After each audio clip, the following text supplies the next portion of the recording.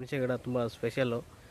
ಈ ಹುಣಸೆಕಾಯಿ ತಿಂದರೆ ಕೆಮ್ಮು ನೆಗಡಿ ಅಥವಾ ಯಾವುದೇ ಕಫ ಆಗಲ್ಲ. ಇದು ಒಳ್ಳೆ ಬ್ಲಡ್ ಕೂಡ ಕೊಡುತ್ತೆ. ಈ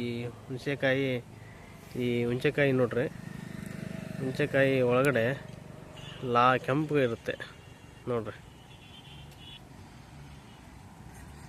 ಕೆಂಪಿರುತ್ತೆ ನೋಡ್ರಿ.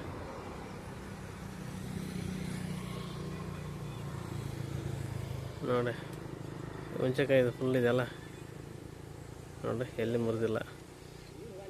ಹೌದಾ? ಹಾಂ ನೋಡ್ರಿ, ಇದನ್ನ ಬ್ರೇಕ್ ಮಾಡ್ತೀನಿ ಈಗ.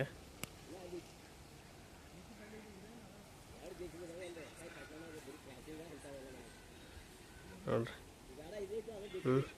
ಇದನ್ನು ಬ್ರೇಕ್ ಮಾಡ್ತೀನಿ ನೋಡ್ರಿ, ಇದನ್ನು ಬ್ರೇಕ್ ಮಾಡ್ತೀನಿ ನೋಡ್ರಿ.